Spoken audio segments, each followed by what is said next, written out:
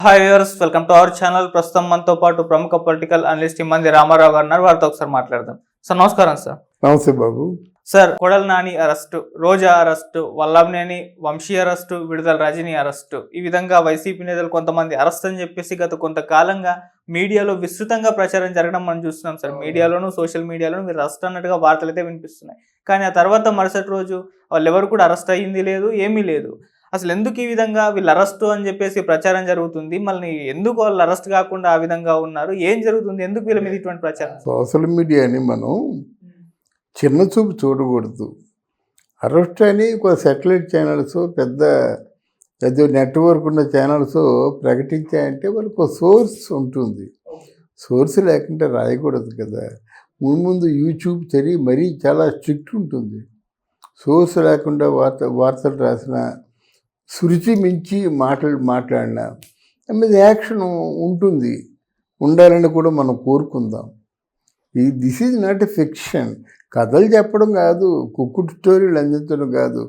వాస్తవంగా జరిగితే నువ్వు మాట్లాడవు, లేకపోతే నువ్వు మేధావి నడితే భవిష్యత్తును ఊహించగలిగితే ఏదో ఉండే అవకాశాలు కూడా ఉంటాయని చెప్పు. అవకాశాలు ఉండొచ్చు అని చెప్పు. అందువల్ల ఇదేంటంటే అక్కడ పెద్దిరెడ్డి రామచంద్రారెడ్డి దగ్గర నుంచి మొదలు పెట్టాలి మనం. ఆ కార్నర్ నుంచి పెద్దిరెడ్డి రామచంద్రారెడ్డి అరెస్ట్ కాకుండా కొన్ని 100 కోట్లు ఖర్చు పెడతాడు, అయినా తప్పించుకోలేడు. 4,000 కోట్ల కుంభకోణం స్కామ్ జరిగినప్పుడు నువ్వు ఆక్రమించిన నేల తాలూకు దస్తావేజులన్నీ తిరగేసి కాల్చేసి ఏదో పెద్ద అగాధం సృష్టించినప్పుడు ఇంకా అరెస్ట్ ఎందుకు ఆగిపోయింది? డాక్యుమెంట్లు విట్నెస్ లేదు, దానికోసం ఆగిపోయింది. ఇంకా జగన్మోహన్ రెడ్డి తాలూకు ప్రభ కొనసాగుతుందని చెప్పడానికి ఇదే ఉదాహరణ. ఇప్పుడు డాక్యుమెంట్లు కాలిపోయినాయండి. డిజిటల్ మీడియా వచ్చిన తర్వాత ఎప్పుడు ప్రతి డాక్యుమెంట్ కూడా డిజిటల్ మీడియాలో భద్రపరుస్తున్నారు. ఇవే అయిపోయి అవి ఎక్కడున్నాయి? లేవు. అంటే కొంతమంది వర్గం ఆయన కింద పనిచేస్తున్నారు కదా, అక్కడ అలా ఉంచండి. బట్ తప్పదు, పెద్దిరెడ్డి రామచంద్రారెడ్డికి అరెస్ట్ చేయడం తప్పదు. ఒకవేళ ఉంచినట్టయితే ఆ పెద్దిరెడ్డి రామచంద్రారెడ్డి బొత్స ఎదురు చాలు మళ్ళీ పార్టీని ఎస్టాబ్లిష్ చేసేయడానికి. ఇక్కడేమో ఈయన చూసుకుంటాడు రాయలసీమ, అక్కడ ఉత్తరాంధ్ర ఆయన చూసుకుంటాడు మాట. దీన్ని పక్కన పెడదామండి. ఇక గుంటూరు వచ్చినట్టయితే విడుదల రజని, మన కొడాలి. విడుదల రజని పెద్ద ఒక సినిమా స్టార్స్కి లేని ఫాలోయింగ్ ఉంది. విడుదల రజని ఒక మాట జారింది. ఎలా జారిందంటే, ఒక 5,000 కోట్లు 10,000 కోట్లు ఉన్నటువంటి ఆవిడ సాఫ్ట్వేర్ కంపెనీ ఈరోజు 40,000 కోట్లకు రొటేషన్కి టర్న్ ఓవర్ ఉందని చెప్పింది మాట. మరి ఈ స్థాయికి పెరగడానికి నీకేది ప్రధాన కారణం? ఎవరు సహకరించారు అనే మాట వస్తుంది. ఆ మాట ప్రకారం తనకు కూడా నామినల్గా అరెస్ట్ తప్పదు. ఇక్కడ నామినల్గా ఎందుకు అంటున్నానంటే, భూముల విషయంలోనూ కొన్నారు, వాళ్ళు డబ్బులు ఇవ్వలేదు, రైతులందరూ తిరగబడుతున్నారు. అక్కడ ఆవిడ చేసిన స్కాము స్పష్టంగా కనిపిస్తుంది. మరి ఆవిడేం చేసింది? ఏ లాయరో సలహా ఇచ్చి ఉంటాడు, ఏ 10 కోట్ల రూపాయలు తీసుకెళ్ళి ఆ భూముల దగ్గర ఉన్న వాళ్ళందరికీ కోటి, ఒక 5గురు చొప్పున మనిషికి ఒక 20 లక్షలు ఇచ్చేసి చేతులు కడిగేసుకుంది. అందరికీ ఆ రోజు వచ్చే వాళ్ళందరికీ ఇచ్చేసానండి, మిగతా వాళ్ళ భూములు లేవని ఏంటి కొంత పంచడం వల్ల ఆవిడ కొంచెం సెక్యూర్ అయింది. మళ్ళీ ఇవన్నీ సేకరించి ఎదురు తిరుగుతున్నారు మాట. ఎట్టి పరిస్థితుల్లో మా డబ్బు మాకు ఇవ్వవలసిందే అని, లేకపోతే అరెస్ట్ అవుద్ది. కొడాలి నాని ఇంతవరకు సంపాదించిందంతా, ఆయన మినిస్టర్ అయ్యి వైసీపీ పార్టీలో ప్రధాన వ్యక్తిగా ఉండి సంపాదించిందంటే ఊహించనది కాదు. ఆయన దగ్గర లిక్కర్ ఉంది, ఆయన ఇష్టం వచ్చినట్టు లిక్కర్ సప్లై చేస్తాడు, గంజాయి సప్లై చేస్తాడు. అది అంటే దాన్ని ఇన్వెస్టిగేషన్లో పట్టుబడిన విషయాలు.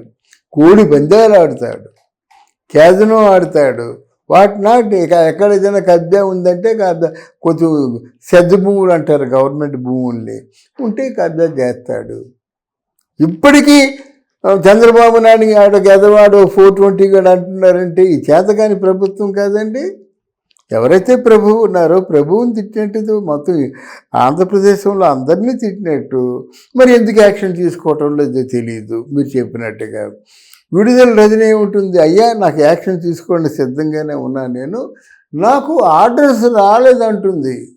ఇక్కడ పేరుకే హోమ్ మినిస్టరు వంగలపూడి అనిత కానీ బట్ అసలైన ఆర్డర్స్ రావాల్సింది చంద్రబాబు నాయుడు గారి దగ్గర. ఆ మహానుభావుడు మరి ఎప్పుడు ఆలోచిస్తాడో, ఎందుకంటే శత్రుత్వాన్ని అలా పెంచుకుంటూ పోతున్నాడు.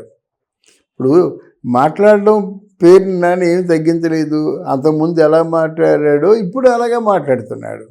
కాదంటే అప్పుడు పవన్ కళ్యాణ్ అడ్డం పెట్టుకొని మాట్లాడేవారు, ఇప్పుడు పవన్ కళ్యాణ్ మాట్లాడితే ఏమైపోద్దో కుటేస్తాడేమో భయం మీద చంద్రబాబుని లోకేష్ని మాట్లాడుతున్నారు.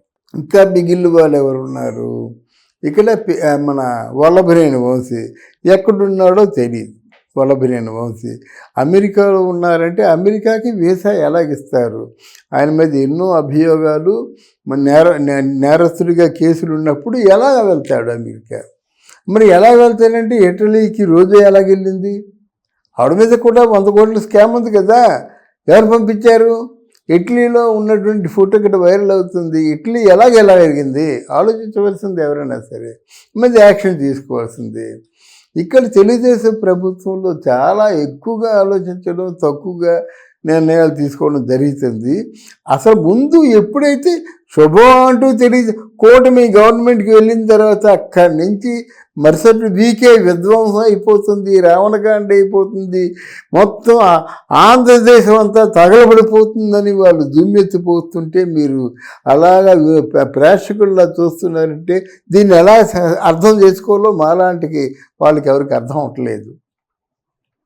తగలడిపోతుంది అన్నారన్నమాట.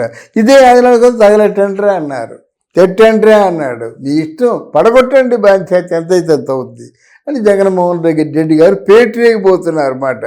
ఇప్పుడు తప్పు చేసింది ఎవరిలా ఉన్నారు? కూటమే తప్పు చేసినట్టుగా ప్రజల్లో మాట్లాడుతున్నారన్నమాట.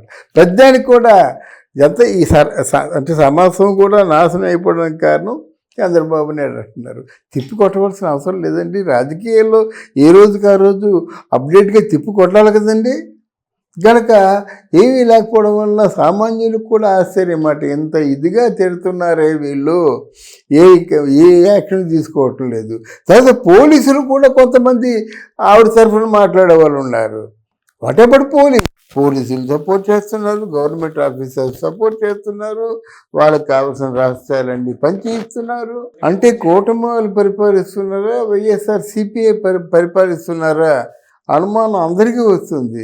దీని సమాధానం పవన్ కళ్యాణ్ అడగడం కరెక్ట్ కాదు, కానీ చంద్రబాబు నాయుడిని అడగాలి, లేదా లోకేష్ని అడగాలి. వీళ్ళిద్దరి అకౌంటబిలిటీ అని నా నమ్మకం. Thank you so much sir. Thank you అమ్మా.